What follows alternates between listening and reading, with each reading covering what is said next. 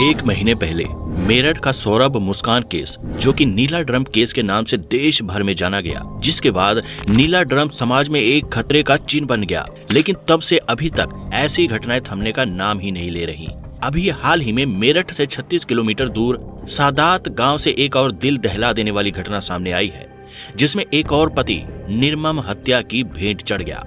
मारने का प्लान बहुत ही खतरनाक व शातिराना था। अपराधियों ने हत्या को एक हादसे का रूप देने के लिए ऐसी खतरनाक चाल चली थी कि पुलिस कभी असल अपराधी तक ना पहुंच पाते अगर अपराधी ये गलती न करता। तो चलिए इस घटना को सिलसिलेवार तरीके से समझते हैं और जानते हैं कि वारदात को कैसे और क्यों अंजाम दिया गया और किस नासमझी की वजह से अपराधी पकड़े गए। उत्तर प्रदेश के मेरठ डिस्ट्रिक्ट के अंदर अकबरपुर सिटी में एक गाँव लगता है सादात। 26 वर्षीय अमित कश्यप यहीं के निवासी थे। 12वीं तक की पढ़ाई लिखाई अकबरपुर से पूरी करने के बाद 2017 में अमित कश्यप का विवाह मुजफ्फरपुर नगर जनपद के सैदपुर गांव की रहने वाली रविता से हुआ था। रविता 2 बहन व 1 भाई थे। उसकी दूसरी सौतेली माँ से भी 2 भाई हैं। 2017 से अभी 2025 तक रविता ने 3 बच्चों को जन्म दिया, जिनमें से 1 बेटा और 2 बेटी हैं। ये एक ज्वाइंट फैमिली थी, जिसमें अमित के दादा, अमित की माँ, अमित का बड़ा भाई और उसकी भाभी और उनके बच्चे रह रहे थे। जिंदगी हंसी खुशी कट रही थी, सब कुछ ठीक ठाक चल रहा था। लेकिन पता नहीं परिवार की इन खुशियों को किसकी नजर लग गई। तारीख आती है 12 अप्रैल 2025। इस दिन अमित ठीक ठाक था। रात को भोजन कर आराम से सो गया। लेकिन 13 अप्रैल 2025 की सुबह जब काफी देर वह नहीं उठा तो पत्नी उसे जगाने आती है। वह जैसे ही पति के शरीर से कंबल हटाती है तो उसकी चीख निकल जाती है। अमित के शरीर पर एक जहरीला सांप था। रविता चिल्लाते हुए सबको बुलाने लगी। सबसे पहले अमित का बड़ा भाई पहुंचा। उसने देखा कि सांप अमित को डस रहा है। रविता की ऐसी चीख सुनकर घर के बाकी लोग और आस पड़ोस के लोग भी जमा हो गए। सब ने वही दृश्य देखा कि सांप अमित के शरीर से होता हुआ चारपाई के नीचे जा रहा है। सांप घर में इधर उधर न घुस जाए, ये सोचकर कुछ लोग तुरंत दौड़कर लाठी डंडे लाते हैं और सांप को वहाँ से भगाने लगते हैं। इन सब के दौरान परिवार वाले अमित को वहाँ से हटाते हैं, लेकिन कभी उन्हें आभास हुआ कि अमित आंखें नहीं खोल रहा, शायद बेहोश हो चुका है। सब ने नोट किया कि अमित के शरीर में किसी भी प्रकार की कोई हरकत नहीं हो रही है। सबको लगा कि सांप का जहर शरीर में फैल गया होगा। तभी सभी तुरंत अमित को प्यारेलाल शर्मा जी अस्पताल की ओर लेकर दौड़ते हैं। हॉस्पिटल में पता चला कि अमित मर चुका है। पूरे घर में मातम पसर गया। हौसला देने और दुख में शामिल होने के लिए नात, रिश्तेदार व पड़ोसी घर पर इकट्ठा होने लगे। ये 13 अप्रैल का दिन था। सुबह के 11 बज रहे थे। अमित की बॉडी अभी अस्पताल के कोल्ड रूम में थी, जहां -10 डिग्री पर डेड बॉडी को रखा जाता है ताकि लंबे समय तक डेड बॉडी को डिकम्पोज होने से बचाया जा सके। अभी तक सबको यही लग रहा था कि अमित की मौत सांप के काटने से हुई है, लेकिन ठीक दोपहर के 1 बजे तक पूरा मामला बदल जाता है। दरअसल बड़ा भाई और कुछ दोस्त अभी हॉस्पिटल में ही थे। डॉक्टर ने जब ध्यान से बॉडी की तफ्तीश की तो उन्होंने पाया कि अमित की मौत सांप के काटने से नहीं हुई है, क्योंकि सांप के जहर के जो भी प्रभाव शरीर पर नजर आने चाहिए वो कहीं नजर नहीं आ रहे। अक्सर सांप का जहर जब बॉडी में फैलता है तो उसके असर से हाथ पैर के नाखून हल्के नीले नजर आने लगते हैं, शरीर में ऐंठन आ जाती है और मुंह से टॉक्सिन के रूप में झाग बाहर आने लगता है। जबकि अमित की बॉडी पर ऐसा कुछ भी नजर नहीं आ रहा था। यानी ये तो कन्फर्म था कि अमित की मौत सांप काटने से तो नहीं हुई है। तो फिर अमित मरा कैसे, ये सवाल अब भी खड़ा था। इस पर डॉक्टर ने बताया कि अमित की बॉडी का पोस्टमार्टम करना होगा। इसके बाद सब पता चल जाएगा कि अमित की मौत कैसे हुई। परिजन की परमिशन से अमित की बॉडी का पोस्टमार्टम शुरू हो जाता है। रिपोर्ट आने में अभी वक्त था, लिहाजा पोस्टमार्टम के बाद हॉस्पिटल वाले अमित की बॉडी परिजन को सौंप देते हैं ताकि अंतिम संस्कार किया जा सके। अमित का अंतिम संस्कार कर दिया जाता है। 3 दिन बाद यानी 16 तारीख को शाम 5 बजे तक पोस्टमार्टम रिपोर्ट आ जाती है। पोस्टमार्टम रिपोर्ट ने इस पूरे केस का रुख ही बदल दिया, जिसमें यह बात सामने आई कि अमित की मौत दम घुटने से हुई है। सिर्फ यही नहीं, डॉक्टर ने यह भी बताया कि अमित सांप काटने से पहले ही यानी 6 घंटे पहले ही मर चुका था या फिर मार दिया गया था। रिपोर्ट देखने के बाद बड़े भाई के होश उड़ जाते हैं। उसके दिमाग में कुछ अलग ही विचार आने लग जाते हैं। उसका शक अमित के मित्र अमरदीप पर जा रहा था, क्योंकि कुछ दिन पहले दोनों में पैसों की लेन देन को लेकर झगड़ा हुआ था। यानी भाई को एक साजिश की बू आ चुकी थी। दरअसल जब बड़ा भाई अमित को हॉस्पिटल शिफ्ट कर रहा था, तभी उसकी नजर अमित के चेहरे पर लगे खरोच पर गई थी। चेहरे पर चोट के निशान थे, जबकि रात को सोने से पहले अमित का फेस तो ठीक था। तो ये चोट के निशान कैसे? सांप के काटने के निशान तो अलग होते हैं, तो फिर मुंह पर ये चोट के निशान कैसे आए? और गले पर भी लाल गहरे निशान थे, मानो गले को दबाया गया हो। ये सब देखकर ऐसा लग रहा था कि कोई मारपीट हुई हो। और डॉक्टर के अनुसार जहर उसके जिस्म तक पहुंचा नहीं था, तो फिर अमित का गला घोटने वाला कौन? लिहाजा वह रिपोर्ट लेकर नजदीकी थाने जाकर भाई के कत्ल की रिपोर्ट दर्ज करवाता है। कत्ल का मामला दर्ज कर पुलिस हरकत में आती है और मामले की कार्यवाही शुरू करती है। पुलिस ने अपनी तफ्तीश में पाया कि घर तो पूरी तरह से बंद है, आने जाने का एक ही रास्ता है, और तो और ये रिहायशी भरा इलाका है, ऐसी जगह पर सांप नहीं आते, लिहाजा सांप के घर में घुसने की गुंजाइश ही नजर नहीं आती। तो फिर जरूर कोई इस सांप को लाकर इस घर में छोड़ गया होगा। ये कौन हो सकता है? पता चला कि कुछ दिनों से घर पर कोई बाहर का व्यक्ति आया ही नहीं। तो फिर बचे घर के लोग, किसने किया होगा? इसके बाद अमित की मां और बड़े भाई के बयान के आधार पर पुलिस अमित की वाइफ रविता और अमित का मित्र अमरदीप को हिरासत में लेकर थाने लाती है। थाने में इन दोनों से जब सख्ती से पूछताछ शुरू की जाती है तो दोनों अपने बयान पर स्थिर रहते हैं। कोई भी सच बताने को राजी नहीं था। सबसे पहले पुलिस अमरदीप से सख्ती से पूछताछ करती है कि सांप क्यों लाया, कहां से लाया। पुलिस की सख्ती के सामने अमरदीप टूट जाता है और एक नाम लेता है, निखिल सपेरा। साथ में ये भी पता चला कि अमरदीप ने अपने एक मित्र राजकुमार से ये बोलकर एक सपेरे का नंबर लिया कि उसके घर के पास एक सांप है, उसे खोजना है। तब अमरदीप को एक ऐसे सपेरे का नंबर मिलता है जो कि महमूदपुर का रहने वाला होता है। उसका नाम निखिल होता है। पुलिस निखिल के पास जाती है। निखिल ने बयान में बताया कि अमरजीत मुझसे ये बोलकर 1000 रुपए में सांप खरीद कर ले गया था कि हम जागरण करवाते हैं, हमें एक सांप की जरूरत है। इसके बाद रविता ने भी अपने बयान में जो बताया उसे सुनकर सबके होश उड़ गए। तो चलिए आपको ये पूरी घटना सिलसिलेवार तरीके से समझाते हैं कि कैसे दोनों ने अमित के मौत की खतरनाक साजिश रची और किस गलती की वजह से पकड़े गए। शादी के बाद अमित टाइल्स लगाने का काम सीखने लगा। इसी बीच उसका दोस्त अमरदीप उसके साथ टाइल्स का काम सीखने लगा। अमरदीप का घर अमित के घर के पास में ही था। दोनों ने मिलकर कई घरों में एक साथ टाइल्स लगाए, एक साथ काम किया। दोनों की गहरी दोस्ती हो गई। 2024 से जब अमरदीप अमित के घर आने लगा तब उसकी नजर रविता पर पड़ी, जो अमित की वाइफ थी।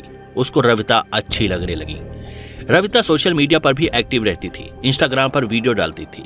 रविता की सास और आस पड़ोस के लोगों ने ये बात नोट की कि अमरदीप अमित के घर कुछ ज्यादा ही आने जाने लगा है। पर दिक्कत की बात ये नहीं थी, परेशानी ये थी कि अमरदीप ज्यादातर अमित की गैर मौजूदगी में घर पर आता है और वह रविता से बातें करता रहता है। ये बात अमित तक पहुंची। अमित भड़क जाता है। इस बात को लेकर अमित और रविता में कलेश होने लगता है। अमित अमरदीप को धमकी देते हुए भी कहता है, दोबारा घर के आसपास भी मत दिख जाना। इसके अलावा अमित ने अमरदीप को कुछ पैसे भी उधार दिए थे। अमित उन पैसों को वापस करने की डिमांड करता है, पर अमरदीप चिढ़ा हुआ था। वह पैसे देने से साफ मना कर देता है। इस बात को लेकर दोनों में झगड़ा भी होता है। हालांकि अमरदीप के पास अब ये अच्छा मौका था रविता को अपनी सिंपैथी दिखाकर उसका दिल जीतने का, और हुआ भी कुछ ऐसा ही। इंस्टाग्राम पर दोनों मैसेज करके बातें किया करते।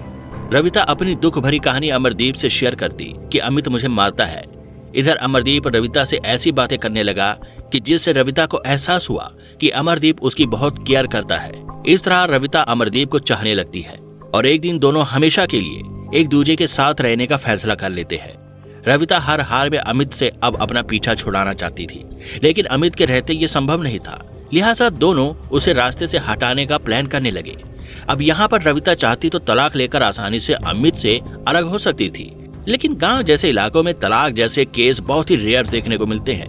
वहाँ कोई भी इन सब पचड़ों में नहीं पड़ना चाहता, इसीलिए उनको दूसरा रास्ता ज्यादा आसान लगा, जिसमें कोई बदनामी भी नहीं और काम भी हो जाएगा। रविता और अमरदीप की यही सोच उन्हें क्राइम करने पर मजबूर कर रही थी। लिहाजा दोनों ने प्लान बनाया कि हमें अमित को ऐसे खत्म करना होगा कि ये मर्डर नहीं बल्कि कोई घटना लगे, ऐसा लगे कि ये किसी आकस्मिक घटना के चलते मारा गया। इस पर अमरदीप ने कहा, जब घर के सब लोग सो जाएंगे और अमित भी गहरी नींद में होगा तब पहले गला घोटकर उसे मार देंगे, फिर उसके पास सांप छोड़ देंगे। सुबह जब घर पर सांप मिलेगा तो सबको यही लगेगा कि अमित की मौत सांप के काटने से हुई है। हम पर किसी का कोई शक भी नहीं जाएगा।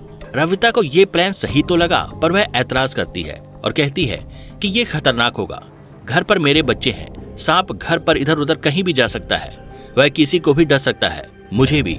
इस पर अमरदीप ने कहा, चिंता मत करो, ऐसा कुछ नहीं होगा, क्योंकि अमित के ऊपर हम 2 मोटे कंबल डाल देंगे और उसके अंदर सांप छोड़कर चारों तरफ से कंबल को ठीक से दबा देंगे, जिससे सांप कंबल से बाहर नहीं जा पाएगा। इस तरह प्लान तैयार हो चुका था। दोनों की सहमति हो चुकी थी।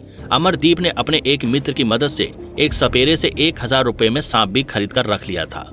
अब समय आता है 12 अप्रैल 2025, यानी वारदात को अंजाम देने से एक दिन पहले ही अमरदीप ने सांप का इंतजाम कर लिया था। उसने सांप को अकबरपुर सदाता गांव के बाहर एक थैले में बंद कर झाड़ियों में छिपा दिया था। इधर 12 अप्रैल को अचानक अमित अपनी पत्नी रविता और तीनों बच्चों को लेकर कहता है कि चलो मंदिर चलते हैं दर्शन के लिए। रविता सहारनपुर में शांभकारी देवी के दर्शन के लिए गई थी। रविता ने इंस्टाग्राम पर इसका वीडियो भी डाला है। शहर से बाहर सुबह सुबह ये लोग निकले, वहां मंदिर में दर्शन किया और शाम को घर लौट आए। शाम को लौटते हुए दोनों पति पत्नी साथ में रहे। रविता ने रात का इंतजार किया। उसने चुपके से एक बड़ा कंबल पहले से ही निकाल कर रख लिया था। खाना वाना खाकर घर के सब लोग सोने चले जाते हैं। रविता अपने बच्चों को सुला देती है। रात के 11 बजे घर के सभी लोग गहरी नींद में हो गए थे। रविता देखती है कि अमित गहरी नींद में है। इसी मौके का फायदा उठाकर रविता ने अमरदीप को कॉल करके घर बुला लिया। अमरदीप चुपके से दबे पांव घर में दाखिल होता है।